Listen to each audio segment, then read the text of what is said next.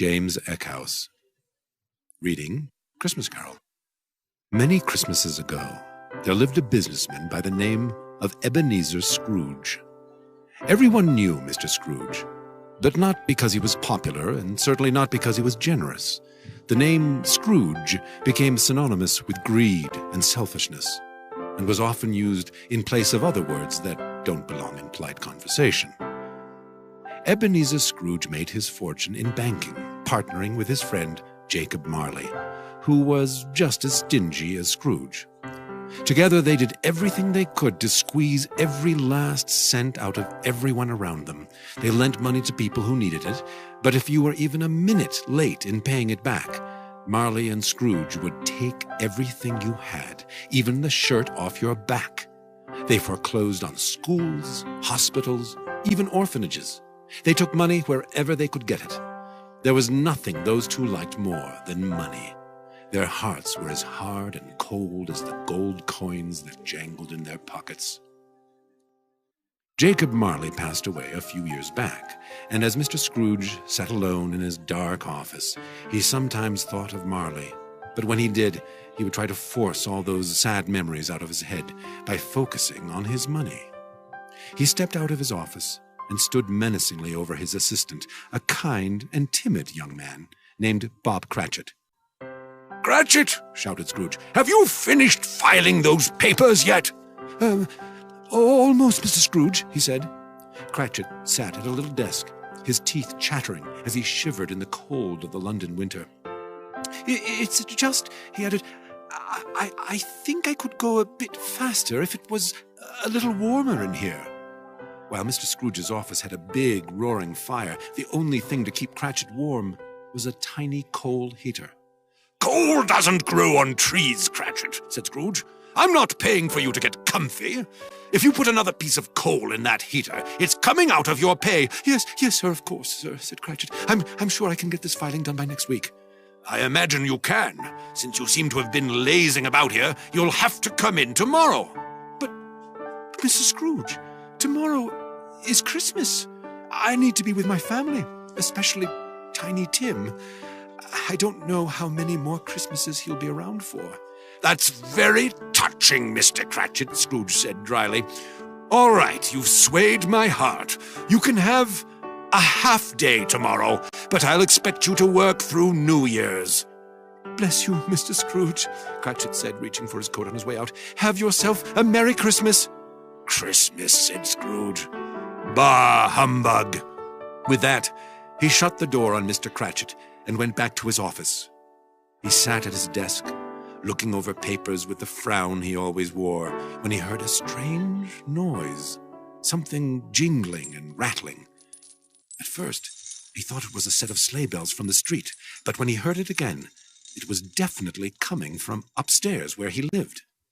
Slowly, he crept through the halls, peeking cautiously into empty rooms, but just as he decided he was going mad, he heard moaning coming from the stairway behind him. Scrooge's face turned white as the all-too-familiar figure he saw hovering over the stairs, watching him with large, sad eyes. It was Jacob Marley, in the flesh. Well, sort of. He looked very much like Scrooge remembered him, except that he was transparent and dragged heavy chains from his arms and legs.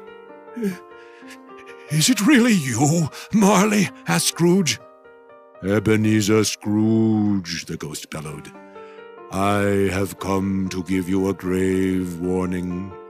You must change your wicked ways, or you will wind up cursed like I am. You see, I forged these chains through a lifetime of greed and heartlessness, and I know you well, old friend. I am sure your chains will be heavier. That is why, tonight, you will be visited by 3 spirits who will try to open your heart. If they cannot teach you, you will be doomed to walk the earth in chains like me." The ghost vanished before Scrooge could ask another question. Now, looking around the deserted stairway, he saw no sign of the ghost, no proof that it had ever really happened at all. Perhaps I was just seeing things, he thought. He decided he just needed to get some sleep, so he retired to his bedroom and crawled into bed. He had not been asleep for long when his window opened by itself, and a cold winter wind blew in. He shivered and got out of bed to close it. When he turned around, he saw a beautiful woman standing in front of him, wearing a long dress of blue light. "I am the ghost of Christmas past." "Christmas? Bah, humbug! If this is some sort of charity, you can just forget it. You won't get any money from me." "I'm not here for your money, Ebenezer," she said, her voice soft and reassuring. "I've come to rekindle your love of Christmas." "I hate Christmas. It's nothing but an excuse for lazy people to get out of work." "That's what you say, but that wasn't always the case. Let me show you something." She led him to the window, a window which Scrooge had looked out many times before. This time, however, the view was different. He recognized it at once. He was looking into the house where he grew up. It was early on a winter morning, and there was a little boy opening a Christmas present with a smile on his face as big as all outdoors. There was so much joy in the boy's face, so much purity and love. The ghost of Christmas past walked up next to the awestruck Scrooge and quietly asked him, "Whatever happened to that little boy?" Scrooge didn't answer.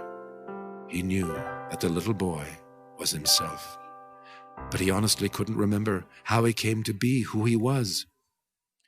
"You've fallen a long way, Ebenezer," said the spirit. Scrooge seemed to regain a hold of himself. "Well, times change. People change," he said defensively. "But some people change like food left out for too long. They go bad."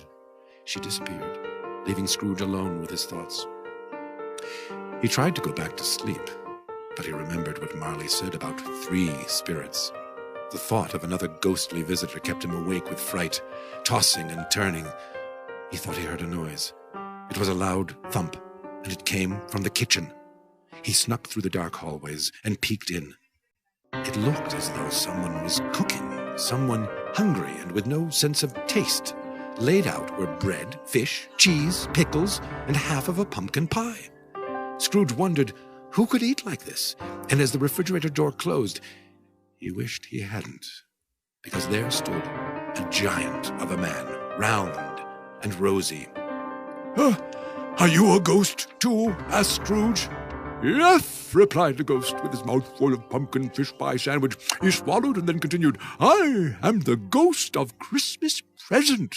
Are you going to show me more visions?" "Well, I did come all this way. Oh, look at the time. We really must be off. There's something important you need to see," said the spirit. He grabbed Scrooge by the wrist, and the whole kitchen vanished.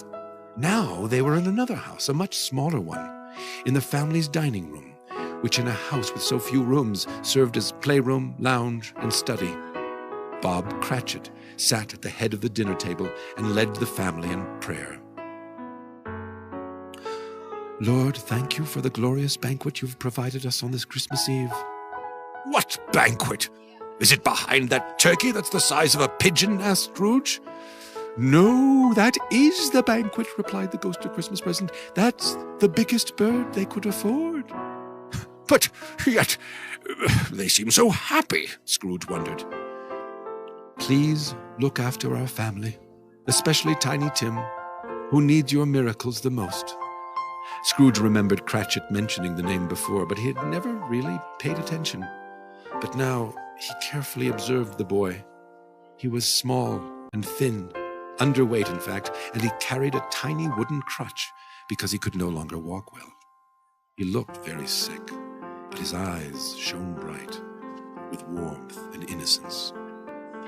Cratchit continued, "Also, please bless Mr. Scrooge and let him have a Merry Christmas." His wife's face turned red when she heard this. "Are you really going to pray for that old tightwad?" she demanded. "I've never met such a despicable human being. If he paid you as much as he should, we could move out of this tiny house. We could." She looked at Tiny Tim for a moment and she began to cry. Cratchit held her hand and said, "Honey, we have a roof over our head and we have each other. We should be thankful for what we already have." Though he would never have admitted it, Scrooge's eyes began to water too. "Tell me, Spirit, what will become of Tiny Tim? Will he get better?" "If nothing changes," said the Spirit sadly, "I see an empty chair and a tiny crutch without an owner." Scrooge grabbed the ghost and shook him. "You can't be right," he cried. "Well, he's just a little boy." The ghost faded away, and he was left alone in his kitchen. He sat in his study and waited. He knew the final ghost would be with him soon. Every minute that ticked by on the grandfather's clock was worse than the one before it. Though all the windows were closed, a cold wind blew, and out of the shadows walked a dark, cloaked figure. He looked like the Grim Reaper himself, and with a single bony hand he gestured for Scrooge to follow him. Walking down the hall, Scrooge suddenly found himself at a funeral. But nobody was there, except for the man in the coffin and a very bored priest who kept looking at his watch. "What sort of man can die and have no one come to his funeral?" Scrooge asked nervously. "Doesn't anyone miss him? Doesn't anyone love him?" But the ghost said nothing. He just kept walking out in the cold, snowy night. Scrooge followed behind him, and soon they were in the town square. Scrooge overheard two women having a conversation. "So, the old bat finally croaked, did he?" A friend opened her purse, revealing a pair of men's leather shoes. "I swiped these off of him before the doctors took him away." "I think it's the first gift he's ever given," the other squealed, and both women laughed. "Did you hear that?" Scrooge asked the Spirit. "They must have really hated that man to steal from the dead." But again the Spirit did not answer. He just kept walking through the freshly fallen snow until they came to a vast opening on the side of the town. In the dim light, Scrooge could make out the outline of headstones. "A graveyard?" Scrooge asked. "Why have you taken me here?" The ghost pointed out into the distance. Scrooge tried to follow where he was pointing, but it only led out into a sea of graves. Nervously, he worked his way through the headstones, occasionally looking back at the ghost for some sign, but receiving none. As he looked back over his shoulder, he tripped on a tree root and fell face first into the dirt. As he looked up, he saw an old grave that had been untended and overgrown with ivy. As he clawed it off, he read, "Here lies Ebenezer Scrooge." He expected it to say something about his life, but it didn't. Nobody in town could think of anything nice to say about him. "The empty funeral and the vicious things those women were saying," Scrooge recalled. "They were all about me." He leaned his head on the cold stone and began to cry. "Spirit, this can't be my future. I want more than to be hated and forgotten," he sobbed. But suddenly he had an idea. Wait. Why would you show me things if I were unable to change them? No, I understand now. I can change. Spirit, you'll see. I will be kind and generous from now on." As Scrooge jumped up, he found himself back in his bed. It was morning. At first, his mind was blank as he yawned and scratched his head, but then he remembered his night. He ran to the window and shouted out to a boy on the street, "You, boy, what day is it today?" "Why, it's Christmas Day, sir," he replied. "Oh, then I'm not too late," he said, tossing a small bag of money to the boy. "Take this money, buy the biggest goose you can, and deliver it to the Cratchits. Keep the change for your troubles. Now, I have some shopping to do," he said. A little while later, there was a knock on the Cratchits' door. Bob Cratchit opened it and was promptly knocked over by the line of people marching into his dining room, carrying plump meats, vegetables, and puddings. Someone offered Bob a hand from behind a load of wrapped Christmas presents, and he was shocked to see that it was his boss.